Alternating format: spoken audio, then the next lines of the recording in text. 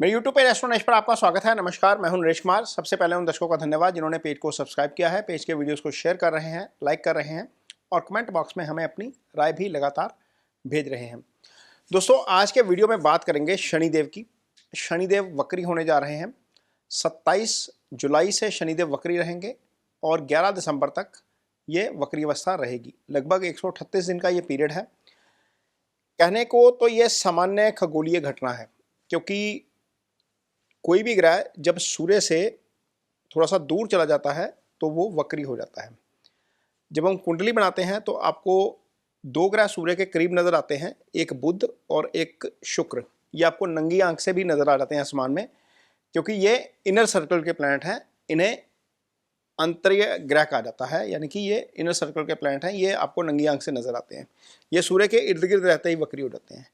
लेकिन मंगल, गुरु और शनि ये आउटर सर्कल के प्लैनेट हैं। ये जब सूर्य से लगभग 120 डिग्री की दूरी पर चले जाते हैं तो ये वक्री हो जाते हैं। किसी भी कुंडली में यदि सूर्य से मंगल, शनि या गुरु की जो स्थिति है वो 5वें भाव में भी होगी तो भी वो वक्री हो जाएगा। यानी कि यदि किसी की सूर्य कुंडली बनाएंगे तो सूर्य से 5वें, 6ठे, 7वें, 8वें, 9वें भाव तक भी हो कोई ग्रह तो वो नंगी आंख से देखकर बताया जा सकता है कि ये वक्री अवस्था में हो सकता है। 5वें को तो खैर हम थोड़ा सा दे सकते हैं कि एज हो सकता है कि मान लीजिए सूर्य 29 डिग्री का पड़ा है और 5वें भाव में शनि 1 डिग्री का पड़ा है, तो वैसी अवस्था में शायद वक्री नहीं होगा। लेकिन यदि सूर्य की डिग्री कुछ कम है, 15 डिग्री के आसपास है, और इधर शनि भी 15 डिग्री का है 5वें या 9वें भाव में, तो वो वक्री ही होगा। अदरवाइज 6ठे, 7वें, 8वें भाव के प्लैनेट सूर्य के सामने हो तो वक्री होते हैं। किसी भी कुंडली में इसकी स्थिति पता लग सकती है। अब शास्त्र कहता है कि जो वक्री ग्रह है उसका चेष्टा बल बढ़ जाता है। चेष्टा बल इसलिए बढ़ जाता है क्योंकि सामान्य चाल में जो वो प्लैनेट मूव कर रहा होता है तो वो दोबारा से उसी चाल में आने की कोशिश करता है। तो कोशिश करता है तो वो अपना बल ज़्यादा लगाता है। मान लीजिए एक रबड़ है, उसको पुल कर दीजिए तो रबड़ जैसे ही आप छोड़ेंगे तो वो दोबारा उस स्थिति में आने की फोर्स के साथ प्रयास करती है। तो ऐसी स्थिति है, तो इसका चेष्टा बल बढ़ जाता है। तो चेष्टा बल जब ग्रह का बढ़ता है तो वो अपने अच्छे या खराब दोनों तरह के फल करने के लिए ज़्यादा जो है वो पावर लगाता है, ज़्यादा फोर्स लगाता है। तो अब ये जो वक्री अवस्था है शनि की, इसका आपकी राशि के ऊपर क्या असर पड़ेगा ये वीडियो में आपको आगे बताएंगे। तो ये जो शनि की वक्री अवस्था है इसका किन राशियों के ऊपर असर पड़ेगा ये वीडियो में आगे समझने की कोशिश करते हैं। अगली राशि जिसके ऊपर इसका असर हो सकता है शनि के वक्री अवस्था का, वो है आपकी धनु राशि। धनु राशि के जातकों के लिए इस समय यदि शनि की स्थिति देखेंगे तो शनि चौथे भाव से गोचर कर रहे हैं।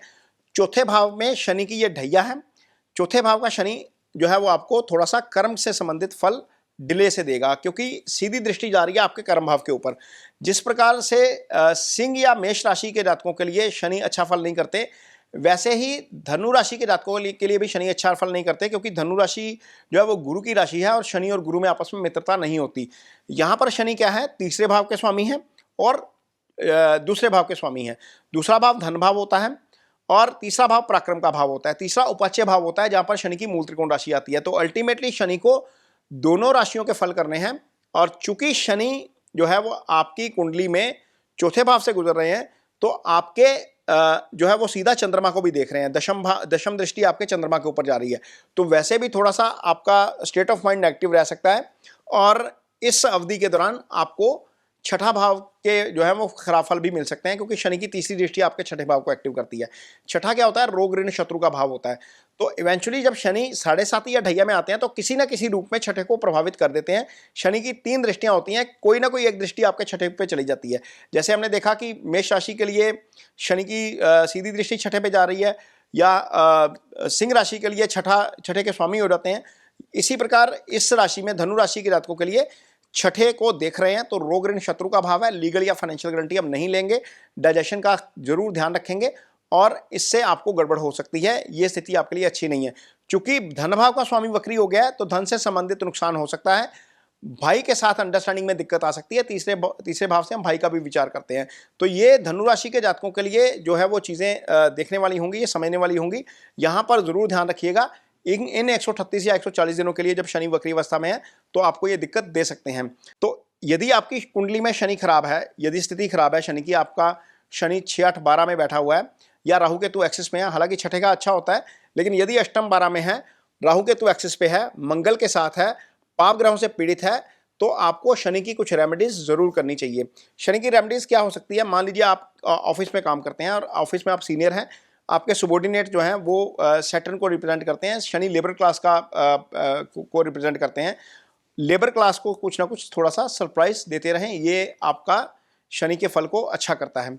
यदि आप फैक्ट्री के ओनर हैं, आपके अंडर जितनी भी लेबर काम करती है वो सारी सैटर्न को रिप्रेजेंट करती है, तो आप अपनी लेबर को कुछ ना कुछ सरप्राइज शनिवार के दिन कुछ ना कुछ ट्रीट के रूप में या कुछ सरप्राइज के रूप में कुछ ना कुछ ऐसी चीज़ जिससे लेबर को फ़ायदा हो वो कर सकते हैं। अदरवाइज शनि के दान के रूप में क्या कर सकते हैं आप, जो काली उड़द की दाल होती है वो शनिवार के दिन शाम के समय करनी चाहिए। जब ये दान करेंगे तो आप अपने नाम का, नक्षत्र का, गोत्र का, राशि का संकल्प लेंगे। संकल्प लेने के बाद जिस मकसद से ये दान किया जा रहा है उस मकसद को मन में धारण करेंगे। ये दान राजसिक दान कहलाता है जो हम संकल्प लेकर करते हैं। तो दान हमेशा शनि का दान शाम के समय करेंगे। और इसके अलावा यदि बहुत ज़्यादा खराब स्थिति है शनि की, तो एक बार शनि शिंगणापुर में जाकर दर्शन जरूर करने चाहिए। शनिवार के दिन आपको शनि आरती में या शनि के यज्ञ में भाग जरूर लेना चाहिए। तो ये वीडियो आपको कैसा लगा इस पर कमेंट बॉक्स में अपनी राय जरूर दीजिए। यदि वीडियो अच्छा लगे तो उसे शेयर जरूर करिए, पेज को सब्सक्राइब जरूर करिए। इसके साथ ही मुझे दीजिए इजाजत। नमस्कार।